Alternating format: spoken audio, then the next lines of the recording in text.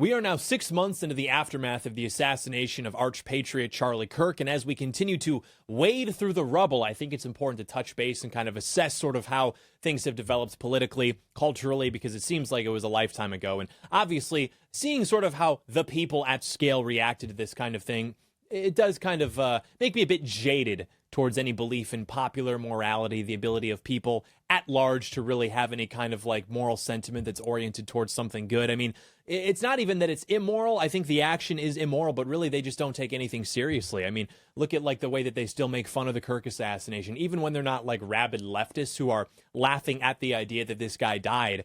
They'll still make fun of it with like the "We Are Charlie Kirk" thing, the slang using his last name with like Kirkenuanly, stuff like that. And then too, you know, even with like the Epstein files, like people who take this so seriously and who apparently really believe that we are talking about this global satanic cult that participates in ritual child sacrifice and abuse. And they make these like cutesy Instagram reels about it. Like, teehee, me when I realized that nothing matters because the government's run by this thing. It's like, yeah, you obviously take this all very seriously. Me when I take something seriously and I make like a shit post about it. Like, so I have no faith in people based on that alone. I think that people can sometimes give the illusion of having it together when you have strong, effective, competent leaders such as Charlie Kirk. But obviously, absent that, look what happens in 6 months. Everything becomes completely insane. And we at the John Doyle Show and all of our friends have tried to more or less just keep our heads down and keep telling the truth as everybody else tries to sort of just pour gas on this fire and infight and get into drama and do speeches at events talking about this other person who's going to give a speech later. It's just like completely ridiculous. So we are going to touch base on kind of a little, 6 months after the fact, where we're at now, what's going on. But I also do want to continue doing that. I want to focus on what matters, which is talking about things that are true and that actually are affecting the quality of life of Americans, the continuation of our civilization.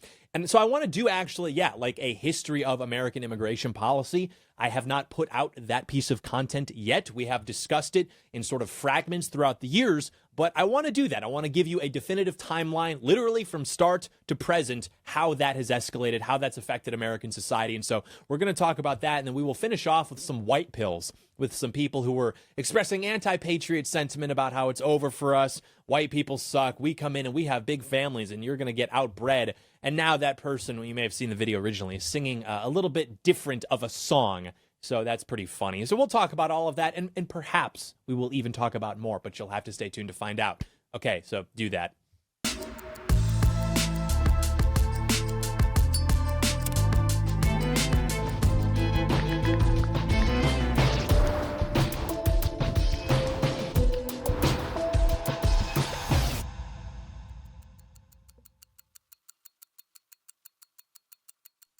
Hello there, ladies and gentlemen. Welcome to the John Doyle Show. Yes, we are 6 months into the aftermath of the disaster that was the assassination of arch-patriot Charlie Kirk. This is something that we all still think about quite often. It is still actually like very much pissing me off, not only presently the sort of attitude and sentiment surrounding it, but also at the time it was extremely annoying, to say the least, to see before the body's even cold, the sort of influencer class begin to discuss, who's up next? Okay, I guess he's out of the game. Who's going to become the next child? It's like viewing things purely in terms of like seconds of content consumed. And so it's like, okay, if this guy's no longer producing content, because he was so politically effective that they literally assassinated him, who's going to be next? Who's going to be next making content? Who's the next guy? And where are we at now? 6 months later, there is no next guy. Things are more divided than ever. People are more retarded than ever, as is the case when you take out effective leadership. And I really thought that was just indicative of how the right sort of deserves to lose, actually. It is a miracle that we are even in this position in the first place, where objectively we are winning. And that is only by the efforts of like 8 people. And one of them we are still mourning. To see, again, people's attitudes toward these things. And even now, the way that they speak about Trump, the way that they were speaking about Charlie Kirk, the morning of his assassination, you had these people in his replies who are now, his biggest fans, in his replies, accusing him of being compromised, not having integrity, being stupid, whatever the thing is. People actually just don't understand how good they have it, how blessed we are to have these kinds of figures, be those, Kirk, Trump, whoever you want to pick among the 8 people who are actually dragging the country, kicking and screaming in the right direction. And I always think back when I see stuff like this to my first ever political memory, when I was at the Pontiac Silverdome attending a George Bush rally in 2004. Pontiac Silverdome, for all you WWF, WWE heads, you'll recognize the venue. Very famous stadium in Michigan, very large, since retired. But George Bush filled the Pontiac Silverdome in 2004. I understand it was a different country at that time. I understand that the country was even perhaps more unified at that time. But John McCain still drew a crowd. Mitt Romney even drew a crowd. So when I see that Trump draws crowds, and that Trump even draws crowds that are much larger than maybe these other characters, Charlie Kirk obviously drew larger crowds, it is to say there is like a sort of built-in base of people who are just always going to kind of support all of these people without really understanding what actually makes them unique, what they are uniquely doing that can get us into better positions than all of these other people have. And they are much more inclined to criticize and to just throw shit than they are to maybe do a little introspection and shut up and retire their vanity and their pride and actually consider what the men in the arena are actually doing and why they're having arrows cast at them from all directions. No, they're much more willing to sit back in the armchair and just throw shit because such is the nature of mankind, I suppose. But in any case, I came across a video that I think is a pretty good compilation of how the left was reacting to this thing. The assassination, obviously, they're still celebrating it, and so I want to take a look at that and then continue and sort of just give some additional thoughts. Take a look. We got Charlie in the neck, in the neck. We got Charlie in the neck. Charlie Kirk just got shot in the neck. Hey, ooh, ah, ooh. He had it coming. He only had himself to blame. Charlie Kirk got shot and he's dead. Finally. Thank you. Can we keep this up? Charlie Kirk was a fucking Nazi. He was a fucking Nazi. And you know what kind of Nazi is the best Nazi? A dead one. Thank God that shit stain of a person is no longer in this world. Bad people should not be in this world. Shot right in the voice box. I might be 1% less atheist today. I don't care that he was a person. He wasn't to me. He was a Nazi. I think he's better off gone. So fucking be it. This is so bad. Shut the fuck up.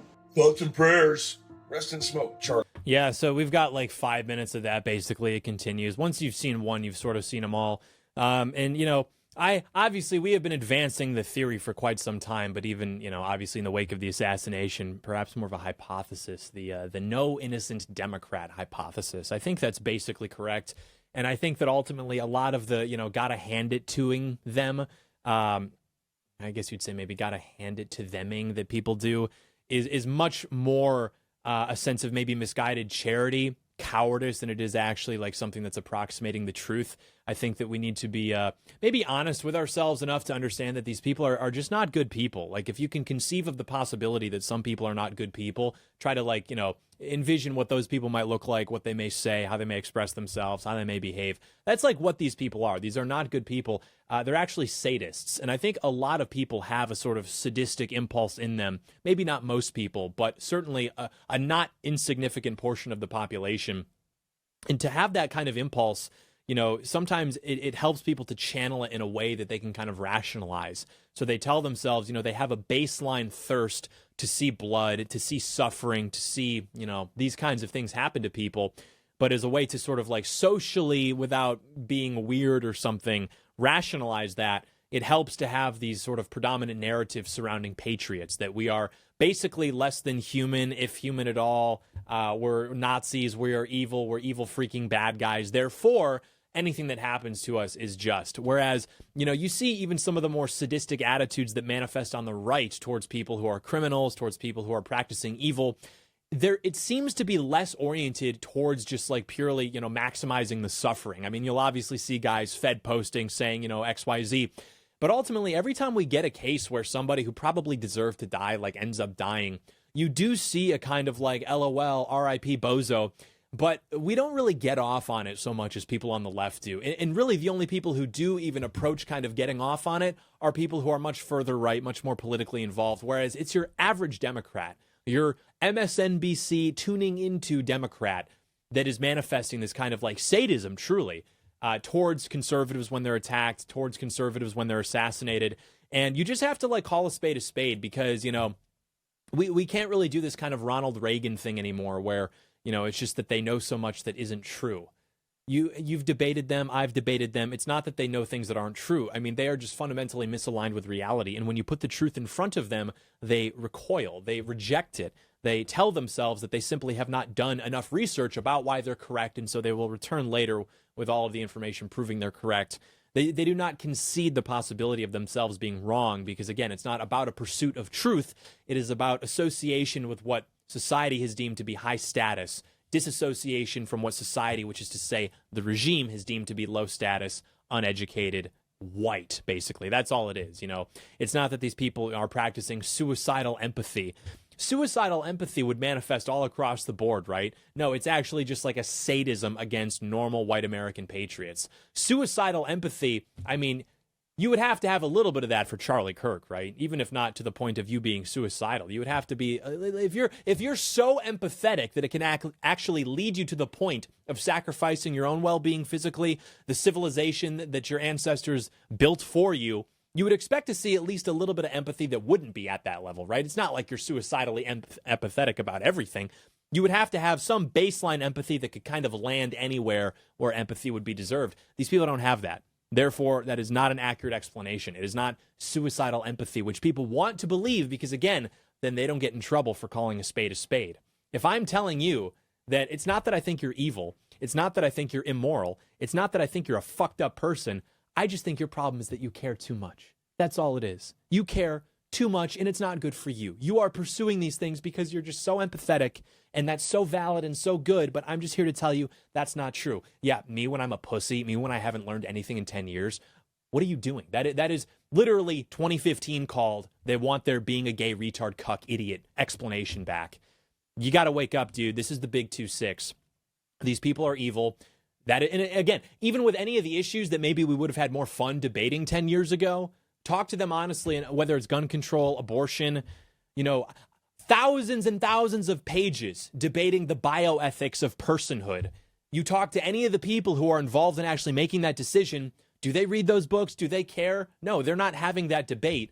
Ultimately, again, it is just what they want channeled through maybe more socially acceptable language. And so they'll talk about clumps of cells. They'll talk about whatever. At the end of the day, you corner them. They will literally tell you, yeah, I just don't care. I just don't really want to deal with it. It's just, I just don't care. They are not on the same moral plane that we are. And at a certain point, it is an exercise in dishonesty. It is an exercise in cowardice. These things, of course, not being virtues, to continue deluding ourselves into extending that kind of charity to these people. These like mental gymnastics to avoid calling a spade a spade. So I have very little patience for that in the big 2-6 at this point. Again, we're 6 months removed from the most significant political assassination, certainly in any of our lifetimes, perhaps even in the last 100 years. Perhaps even in the last 100 years. That's a controversial statement. We'll call it 60 years, maybe, since, obviously JFK was the United States president, but it is still to say what the assassination sought to achieve from the perspective of leftist ends has more or less been achieved. We have not replaced the second most effective operator at the national level aside from Donald Trump. We have not become more unified as a movement. All of that kind of ire that was conjured in the wake of the assassination, while certainly has solidified the intent and the focus of people who we would like to have strong intent and focus, in terms of how it's affected the people, ultimately it was kind of like a game of Plinko, when you put like the chip and it kind of falls down the nails and, it's like, oh, where's it going to land? There were like 10 categories, and most of them were just people being vain. Most of them were people saying, okay, this father of 2 young children, this husband just got assassinated at 31 years old. How can I make this about me? How can I make this about an Instagram reel where I say, you killed the moderate, now you're going to get me because I'm really based and red-pilled. It's like, okay, yeah, thanks. Are you signing up with TP USA Action? Are you door knocking? Are you canvassing? Are you chasing ballots? Are you doing anything? No, you're making your Instagram reel. You're making it about yourself. That is more or less what we saw, is all of these influencers competing for scraps when you had the loss of a truly larger than life giant of a man in American politics. And to say that I am very pissed off about that and very disheartened at the way that people have sort of behaved is a little bit of an understatement. But you can, of course, cope with that by choosing to drink alcohol that we will sell to you on this show. You know, some bourbons are chasing trends. Flying Ace is chasing legacy. This is straight bourbon the way it was meant to be. It's bold, it's balanced, it's unapologetically pro-patriot. Nothing else, literally. It's just real whiskey made for those who still believe in hard work, high standards. So if that sounds like your bit, go ahead. Consume the product. Buy online at flyingacespirits.com. Use code BLAZE for free shipping. We will be right back to discuss things that matter. We will be right back to discuss the history of American immigration policy. Won't that be exciting?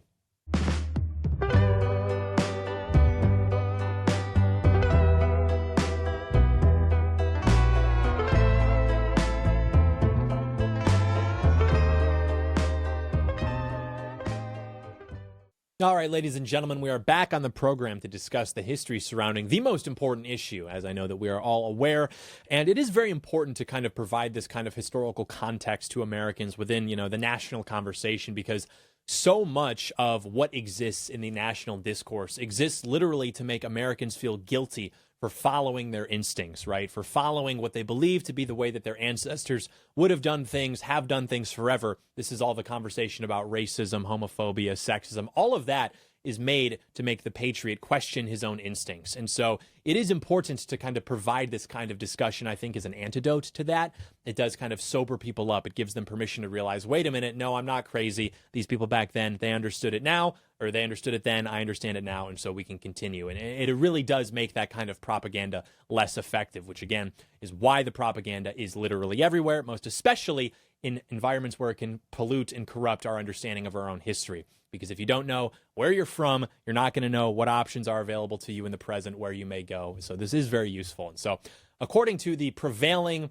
libtard understanding of American history, you know, America was obviously always a nation of immigrants. People from all over the world came here to create this like wonderful, diverse country that we have today. And in light of this, no one can really claim that America was exclusively or predominantly defined by a single ethnic group, a single racial group. No, according to libtards, America has been shaped just as much by English immigrants as it has by Chinese immigrants, African immigrants. Literally, they're saying Somalians, Hispanic immigrants. Doesn't matter. Wherever, it's all the same. We're all this one big happy family, I suppose. And actually, insofar as we're not a happy family, it's only because white people are just ruining the party for everybody. So they're not entirely wrong about that on paper. America has indeed always been shaped by immigrants, settlers, but the actual history of immigration into America, it does tell a very different story, because from the beginning, the founding fathers saw themselves as building a nation, right? So they throw off the shackles of the British Empire, they gain independence, and basically almost immediately, as we discussed a few days ago, they turn their eyes westward, right? Like they found themselves on this massive, beautiful, diverse in terms of environment, uncivilized continent, and we had all of these natural resources. Every biome was represented. But they weren't alone. You know, there were these like strange, hostile, alien people whose existence threatened not only the safety of the early Americans, but also the goals of expansion, of empire, right? And so in order to fulfill those goals, America needed more people, but not just any people, not just like, you know, integers, bodies by themselves. From the very beginning, Americans have been quite cognizant of the fact that they were building or designing a new nation. And as such, Americans have been highly particular about the types of people allowed to join our nation. So contrary to that like libtard view of history, no, America did not always have this like laissez-faire attitude towards immigration where everybody can just flood on in, whether you're, you know, liberal, libertarian. Borders were very much understood to exist in a far greater capacity than they do presently, right? So from the very beginning, Americans had naturalization procedures, and those restrictions would disqualify like the overwhelming vast majority of people in the world from becoming Americans. Today, that is no longer the case, you know, and you can even go to New York City, go to Ellis Island and read about some of those restrictions, because they always talk about Ellis Island like this is the big example of, see, we used to do this, dude. No, they did not. You would literally have to go in front of a board of people and prove that you were not going to be a weight on the public. Do you think that would happen today? Do you think that people would be able to prove that? No, they don't even speak English. In any case, as we'll see, most of America's history, we had citizenship that was like racially exclusionary. So in order to become an American, like a prospective immigrant would have to be white. As we all know, America declared its independence from the British Empire in 1776. But it wasn't until 7 years later, with the Treaty of Paris being signed, that, you know, the Revolutionary War was actually ended. And so at that point, America was free, no longer at war. but it still was not entirely clear what it even meant to be an American, what America was even going to be.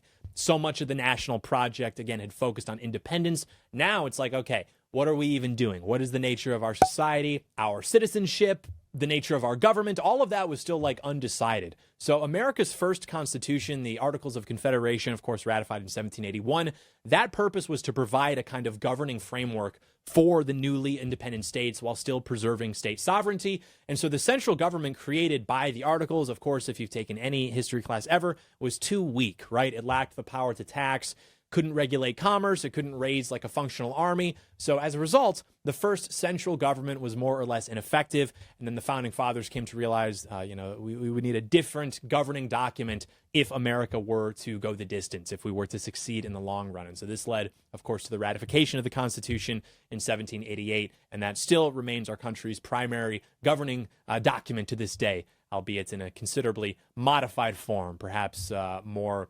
de jure than de facto. But once the Constitution was ratified, we did have that like stronger federal government. You know, we had the three distinctive branches. We had legislation, judicial, executive, all that. But with the creation of the government having been completed, we had another work of pretty, considerable importance that had to be done, which is the creation of the people who are to be governed by that framework. Who are the American people? Like during the colonial days, the British colonists would say, oh, I'm an Englishman. And they wouldn't necessarily call themselves an American per se, even if they didn't live in England. Like after all, Britain was an empire. They were all subjects of the empire. And so at that point, American identity was largely non-existent. You had the creation of America. Okay, well, now you have like a new identity that's actually being born. And that would be something that in time would become defined by racial, ethnic, religious, even creedal and cultural factors. So after creating the American government, the founding fathers got together and they decided, okay, who is going to be allowed to become a part of this American nation? They needed people to expand westward. They needed people to settle the land, high quality people to embark upon such a task. Of course, that would result in growing the geography, the economy. You would have greater material prosperity for everybody. But who would be granted not only the right, but the honor, actually, to become an American? That was the big question. So you had, of course, the Naturalization Act in 1790, which sought to answer that question. This was signed into law by President Washington on March 26th of that year. And this first Naturalization Act was remarkably frank about who could become an American citizen. The law read, and I'm quoting, "Be it enacted by the Senate and House of Representatives of the United States of America in Congress assembled, that any alien being a free white person who shall have resided within the limits and under the jurisdiction of the United States for the term of 2 years may be admitted to become a citizen thereof on application to any common law court of record in any one of the states wherein he shall have resided for the term of 1 year at least." In other words, only free white people who had lived in America for a minimum of 2 years were actually eligible to become American citizens. Now, if you're based in Red Pill, if you're monitoring the situation, chances are this is probably not the first time you've heard about the Naturalization Act of 1790, sort of like a baby's first red pill, right? And for a good reason. Like, how could it not be? When the prevailing view of our country's history has, just America's just always been a country for everybody, right? And then the first Immigration Act says something quite differently. It's, maybe makes you raise your eyebrows. And it's not just liberals who view things this way, by the way. Like, tons of conservatives share this, like, completely, like, reality misaligned understanding of American history, thanks, of course, to decades of libtard hegemony. Like, they say America is not about race or ethnicity, or it's literally just about ideas. They are pleading, this kind of, like, colorblind constitutional conservatism as they are being carted off to the gulag by this like black trans woman for the crime of being a straight white man. We sort of know how the game is being played. We sort of know where we're headed. So in 1795, only 5 years later, they had another Naturalization Act. They opted for a new one. You see, it seems to be that they determined that limiting citizenship exclusively to white people was not exactly a recipe for success. They realized that America simply had no chance of becoming a great nation if it went out of its way to prevent billions of non-white third world immigrants from entering America. Moreover, they feared, perhaps above all else, a future where America lacked a taco truck on every street corner. Because after all, restaurant variety, that is a great reason actually to open the borders and just let everybody pour into your country, or so it has been explained to me. No, I am kidding. I am doing a bit. That's not actually true. However, America did create another Naturalization Act in 1795, and this mandated that prospective citizens must reside in America for 5 years rather than 2 in order to be eligible for citizenship. And it also specified that a man must be of good moral character to become an American. But you know what didn't change? The requirement that naturalization depended on one being white, meaning, of course, European descent. America, of course, as an outgrowth of European Anglo-Saxon civilization. Because, yeah, to most founding fathers, not to mention most Americans for a large amount of American history, the prospect of like mass third world immigration was basically unthinkable. Like, yeah, you had, free black people, you had certain indigenous populations that actually were, coexisting relatively well, perhaps not at scale, but relatively well. Again, I'm talking about very isolated instances, but they could not become citizens until, much later, right?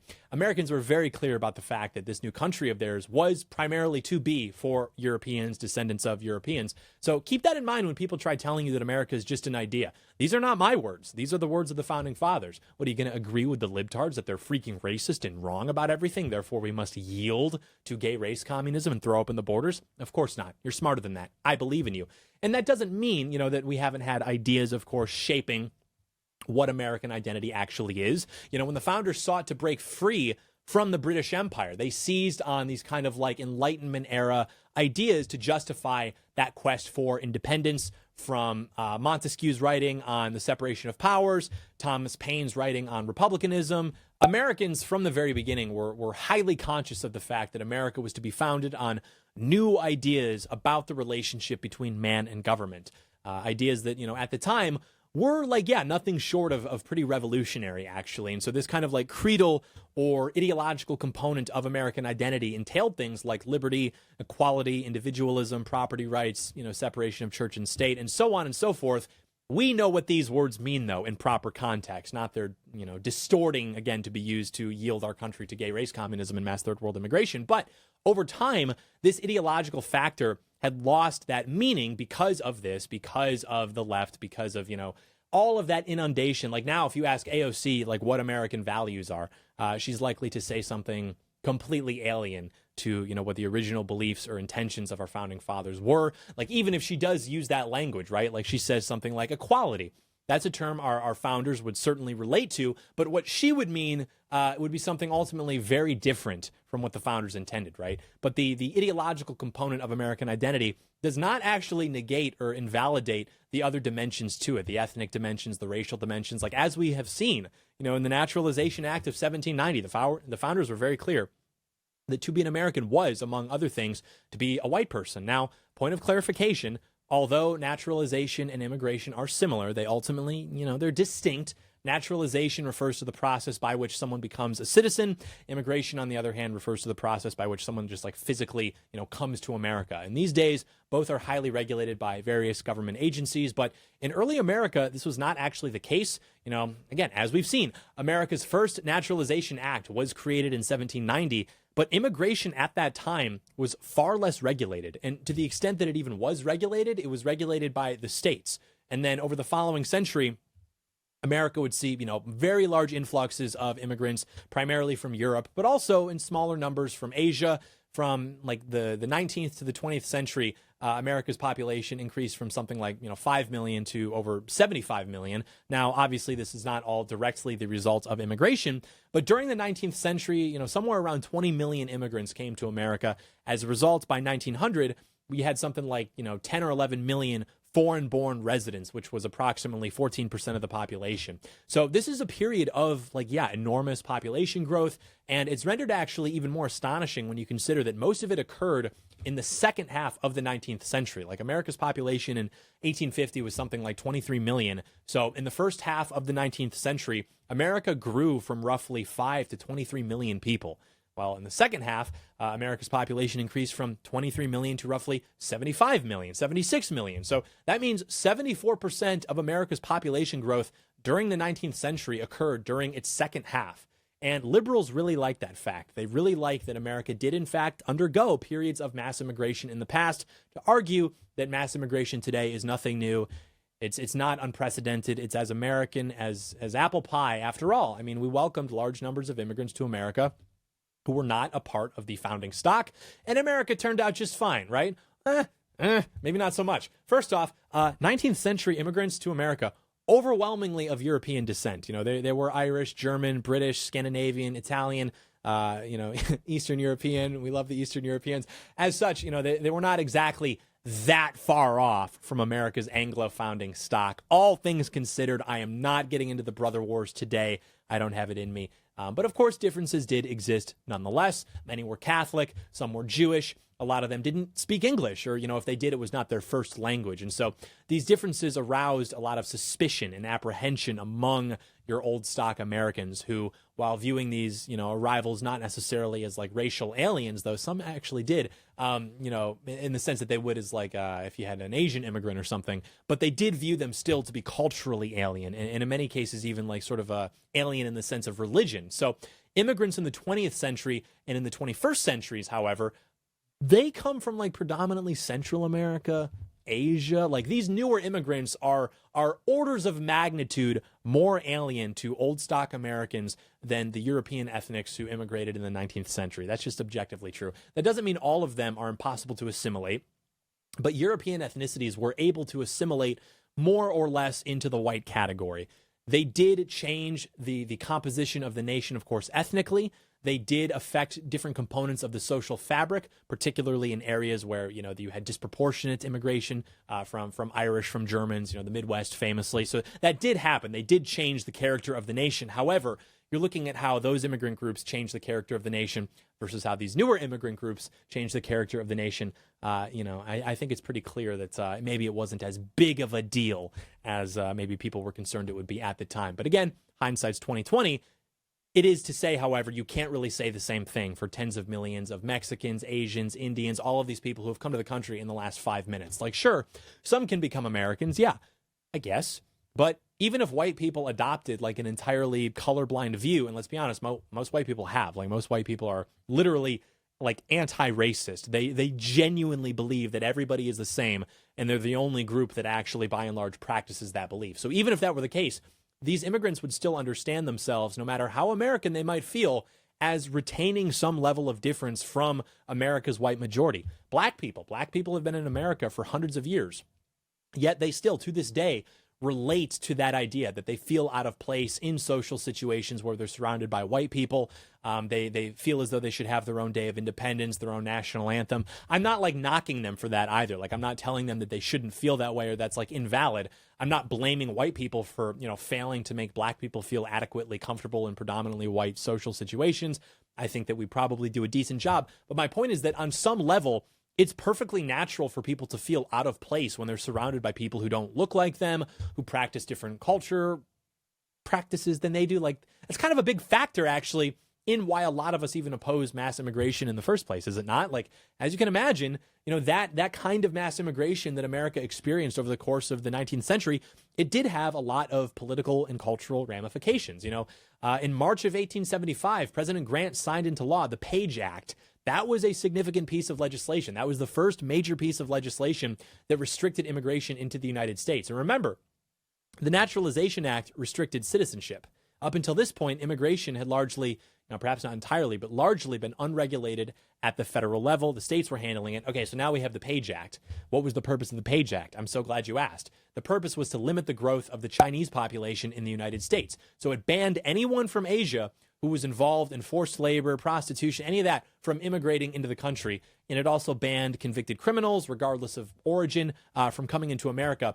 And it was, of course, named after its sponsor, California Representative Horace Page. And it was introduced to, in his words, end the danger of cheap Chinese labor and immoral Chinese women. Your based Asian waifu, by the way. Yeah, here you go, sir. And so the anti-woman part of the Page Act, that was the most heavily enforced, which kind of hilarious. And that resulted in a considerable reduction of Asian women coming into the United States, actually. And, you know, maybe this really is like the libertarian's worst nightmare if you think about it. No Asian women. You must open the border immediately. You have to give every weed-smoking, liberty-loving, Lulbert, Thomas Massey fan like some kind of vasectomy, because there's no way the libertarian race is getting propagated without a steady influx of Asian immigrants, right? Why do you think libertarians love immigration? Just use your head.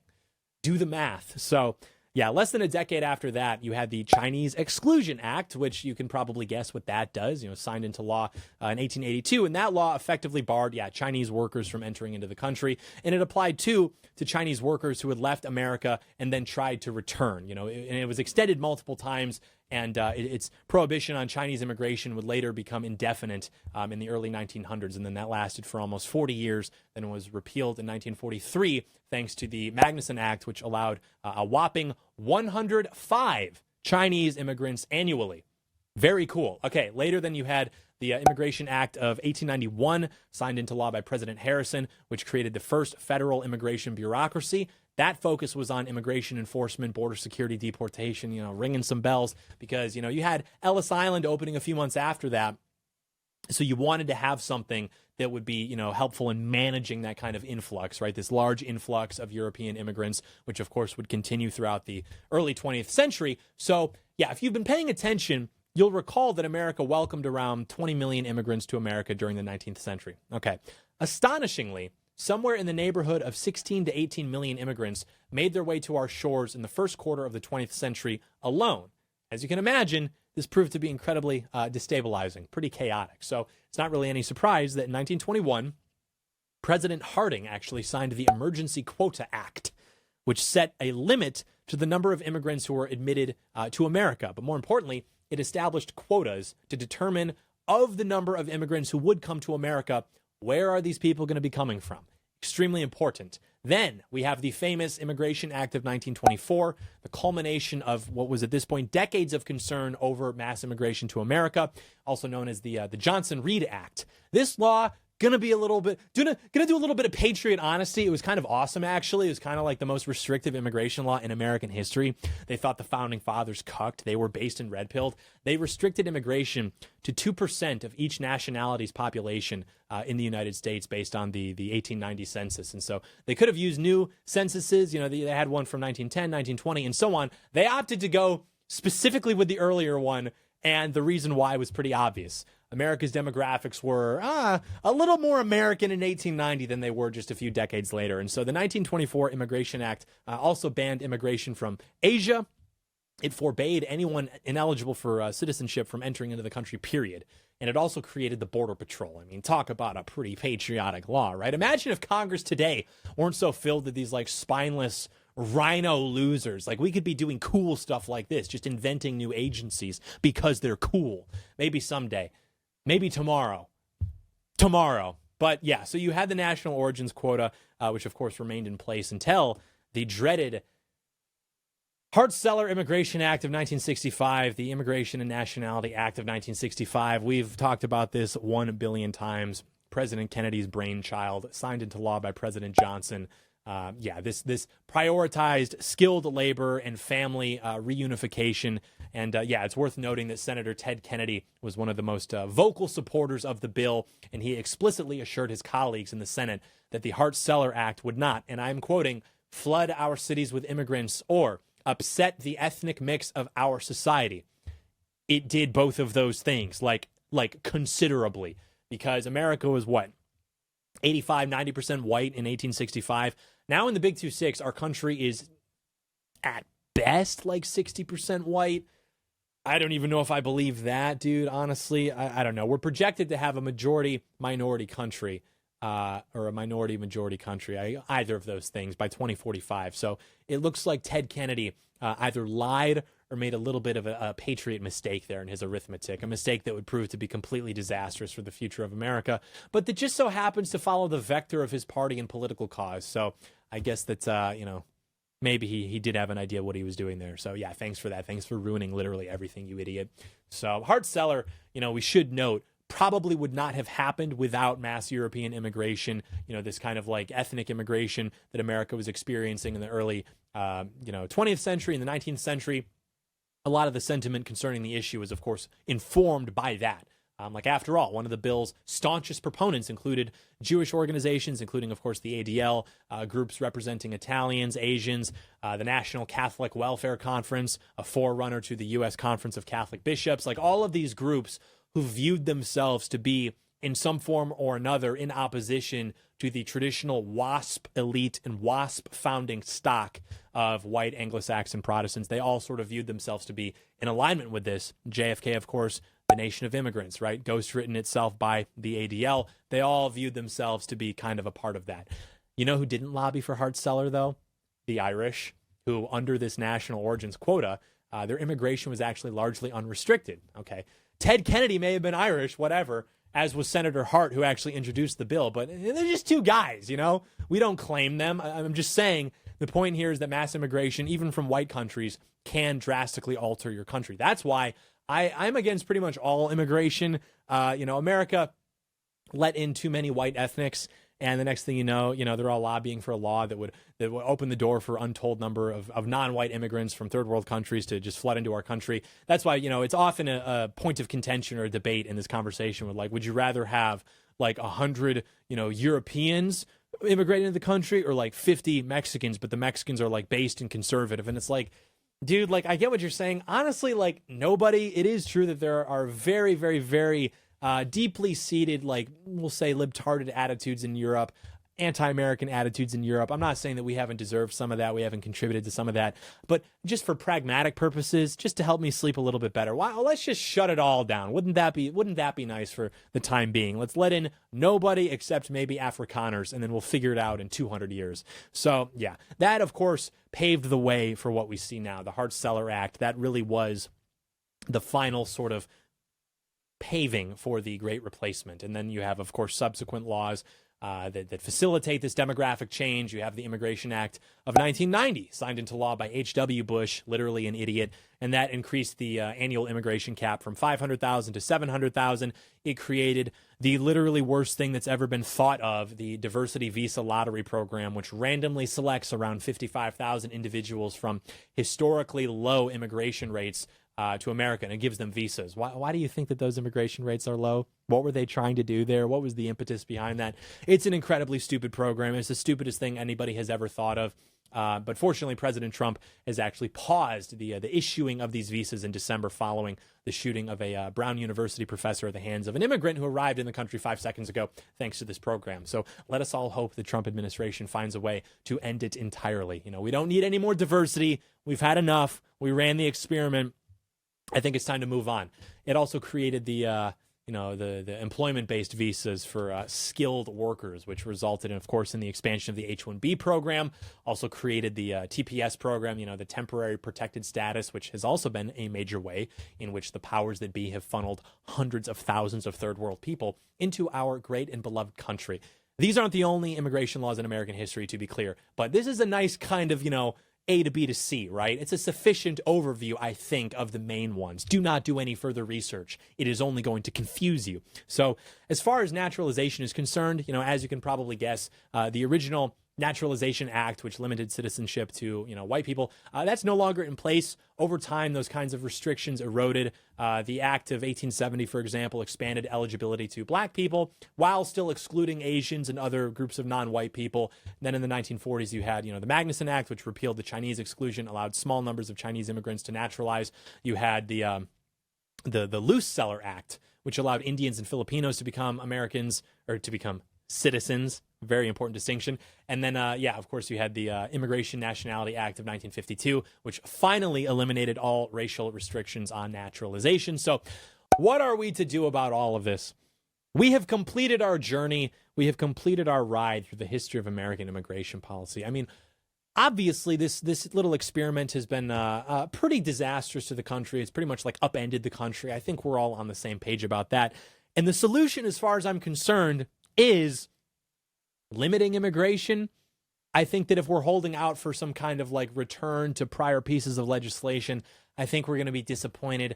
I think that there's not very much popular support for a law that says, for instance, like only white people can become Americans. We can't even pass the freaking SAVE Act, or the SAVE Act, right?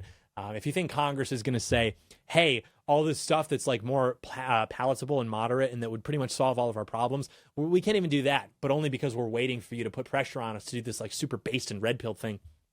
It's probably not going to work. right? So I'm more optimistic about limiting immigration in general. That is a very easy argument to make. That is an argument that is becoming increasingly popular. Popular attitudes are reflecting that. Some kind of like national origins quota based on a census from prior to the Great Invasion. That would be incredible. Something like that would be a pretty Herculean feat, but it's not totally outside the realm of possibility. We are moving in that direction. We just want to keep our eye on the ball.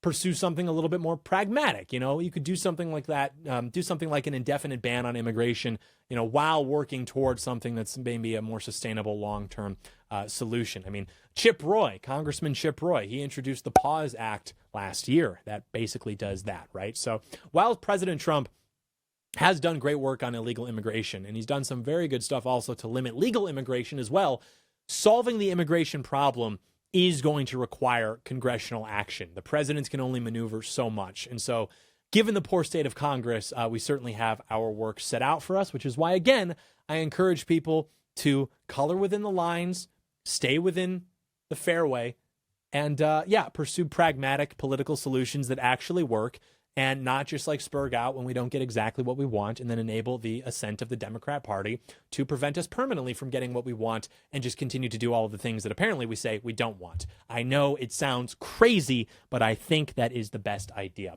So we now have to talk about some black pills actually turning into white pills in terms of people saying it's over for the Patriots because we're being overrun by third world immigrants. So BRB.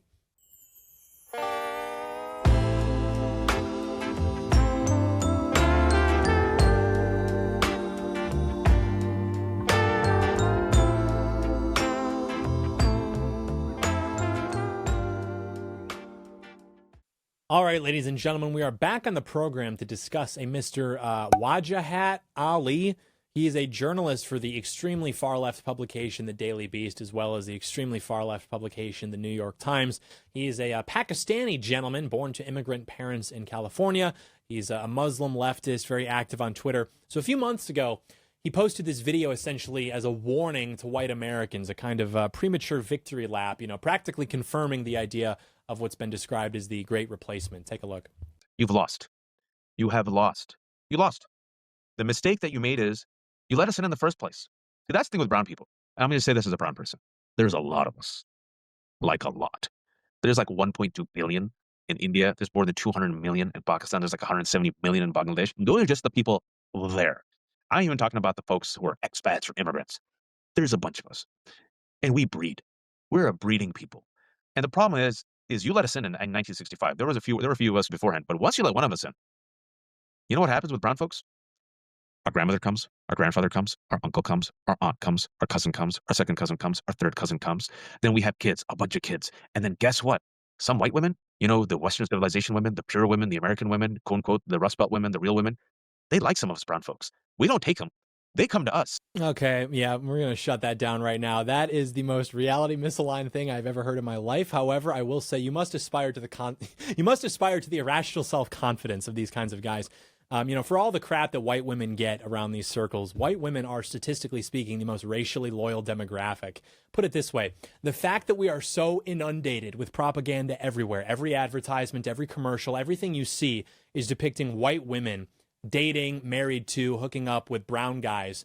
And then still, statistically speaking, they are the least likely race of women to do that, to, date outside their race, marry outside their race. Honestly, can we give thank you. Like white women, can we extend a round of applause to white women? You guys as women, you get a lot wrong, and that's okay. You're very subject to peer pressure, societal standards, propaganda campaigns. But on that, you've held it down. Goal line defense. Hey, call a spade a spade. So this is obviously just like some irrational bloodlust fantasy, this like cucking fantasy pretending that literally white people are being outbred. We are demographically less virile. We're going to lose because, we're going to be outbred by people like that. I don't know, dude. To be honest, I look at that video as the same way as I look at the video of that like 39-year-old woman who she's like, Gen Z is going to cancel Eminem. Gen Z is going to cancel Eminem. Honey. And then she starts like rapping. It's like what you are doing to me right now is a kind of ritual. You are doing a kind of war dance that you believe to be power. You think that you are conjuring the power of your ancestors. But me, as like a white guy, I'm just kind of looking at that and like, That's like bizarre. Wow. But then again, my beautiful white heart is going to describe in my anthropology writings, my travelogue, as you are doing this bizarre war dance, I'm going to be like, I think that this person is performing. So I'm going to try to interpret it in good faith. And so I'll do that here. We've discussed this, the only reason that our country is being flooded with immigrants is because of the decisions of other white people, other white adjacent people, Catholic elites, Jewish elites, people who are more or less closely more aligned with what we would regard to be Western civilization than third world civilization. I wouldn't call that, again, like a civilizational, suicidal empathy. I think that these people are evil. I think that they align themselves with the third world because they have a bone to pick with the first world, with our civilization. That being said, they are in the driver's seat to our problem. They are in the driver's seat to our opposition, not you. You are a pawn. You are something that is used to fuck with us. You are brought in specifically because it makes them more powerful, simply because, yeah, you're a number on a piece of paper. You're not inventing things. You're not organizing. You are shuffled around. Okay, kids, stage left. Okay, that is all you're doing. So I have a big problem with the people doing this. My life's work is combating the people doing this. Don't make me laugh. Don't come on and say white people are trying to cancel Pakistanis. Honey, like you can't do that. You are not that guy. I am in a fight with other people. I am Bon Voyage, and I am in a fight with Mr. Incredible, and you are Incredible coming in. Yeah, me too. You are not relevant to this conversation. Fly home. We will deal with you. You're going to get yourself hurt. So anyway, he's trying to take this premature victory lap. It's very passive aggressive, declaring victory over Americans, white people. We're going to be outbred or something in our own country. It's just simply not true. You've already seen, again, a slight baby boom in the advent of the Trump administration among specifically white Americans. Our fertility rate has gone up. You saw this similarly in the beginning of the first Trump administration, which is what led me to predict over the summer, before Trump had gotten back into office, that you were going to see this again. People have kids when they believe they're going to have a future in their country. It's that simple. There has been no successful pro-natalist policy.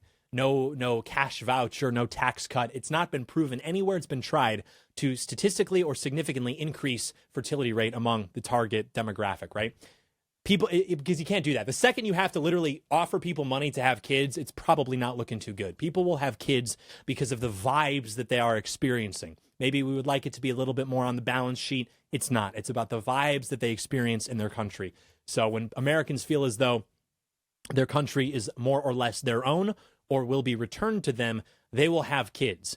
You guys don't exactly discriminate so easily or so meticulously. You guys more or less will, just like have a bunch of kids because we have enabled artificially high fertility rates in your home countries because we give you a bunch of free stuff. So I would maybe take it a little bit, down a couple notches, because I don't know if I'd make those arguments necessarily. However, this guy also, where does confidence go?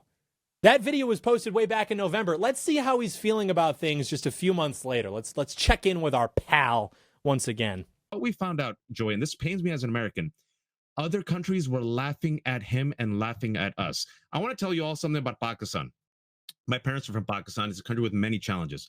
My cousin came here from Pakistan, studied, went back. He was about to come to America. You know what he said? He goes, hey, man, I was about to buy a ticket to America, but things look really bad. I'm just going to stick back in Karachi. When people in Pakistan are looking at us and they're like taking pity. Yeah. Joy. I feel sorry for you. It's a problem. I don't believe that. Yeah, me when I do this thing called lying, which, by the way, like, if that's true, please, by all means, starve us of the enrichment. Stay in Pakistan. Pac-I-stan. I'm an American. Pakistan. Yeah, you stay over there. Do your thing.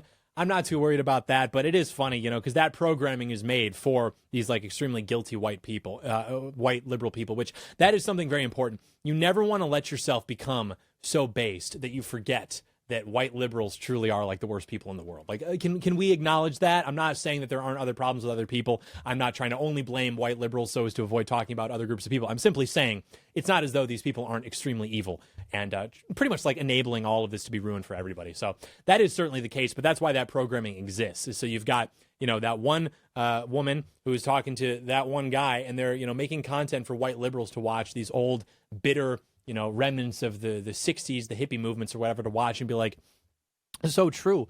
America's not doing too well, and so much that the Pakistanis don't even want to come over, and that means I'm going to go make a pipe bomb and go blow something up for Joe Biden or for Kamala Harris. It's like, yeah, these people are all just very bad, and so you see it all across the board. There was another video I saw actually, which was maybe related to this in terms of things I consumed on the internet that made me want to kill myself. We had this video of these toddlers from more enriched parts of America, and they were I don't know, just take a look. You motherfucking hoes. Nigga, we at the damn doors. Hold on, bro. How I like bows. I act like so. I act like so. We need that we blown in. This shit outside. You know what it is? We gonna order us a bell. We ain't no shit. Smoke that shit. Let them hit it. When you just like consume it for what it is, you would think that like someone generated it with AI. It's like you're gonna have like black toddlers, and they're gonna be doing waving guns around, jumping up and down, but they're gonna be like Nerf guns or something, so it doesn't look as scary. Yeah, man, I don't know. You hear a lot about like fatherlessness. I don't think black women are the ones teaching them how to do that. I mean, black women have done things like that. You've seen videos, you've seen music videos. That is like certainly a part of that culture. But there is something I think to be said about how, if it is true that socialization is what causes group differences, it's the environment that causes group differences, then you would maybe try to isolate that effect by looking at youngest members of certain populations, seeing their behavior when they're, less subject to that kind of socialization. You'd expect them all to more or less behave the same, and then as they spend more time being alive in these environments, you'd expect to see some kind of diversion and then have those demonstrably different, measurably different behaviors manifest. But as it would turn out, what you tend to see even when you look at like the youngest members of these different communities, they more or less are miming the behavior of, their parents or whatever, which, again, you could say that's because of environment, but you could also say that maybe things aren't exactly so simple. Maybe nature versus nurture is not exactly a settled science, and you've got some more stuff going on there. So we will discuss perhaps that in greater detail, actually, this Friday at 1 p.m., we will be going live over at Blaze TV for a very special off-the-record Q&A where I get to answer literally any question ever because it's off the record, and I don't think I can get in any trouble for it. So I'm very excited about that. We will put up the details on the screen for how you can be a part of that. But yes, it's going to be a lot of fun. We will be live. We will be interacting with the wonderful audience, so we're excited about that. But in the meantime, I do have to say, God bless you. God bless your family. God bless America. God bless the Kirk family. 6 months out, it's looking bleak. We've faced bigger problems. Just another day. Just another day in the life of the patriot. The righteous cause was not said to be easy. And so I'm very optimistic, however annoyed I may be in the day-to-day. There could be worse emotions to experience. Hope is a virtue. I don't think God says I can't be annoyed. So I think I'll be okay there. But yes, we'll see you back here on Friday, especially, hopefully, for the live at 1 p.m. Eastern time. Be sure to go to Spotify, Apple, wherever it is that you get your podcast. Leave us a review. Let us know what you think. In the meantime, God bless. We'll see you back here in literally 2 days. Don't do anything stupid in the meantime, and do not do any further research on immigration policy. I have covered all of it. Parentheses, do not research. It's trying to trick you. It's going to kill you. Okay, BRB.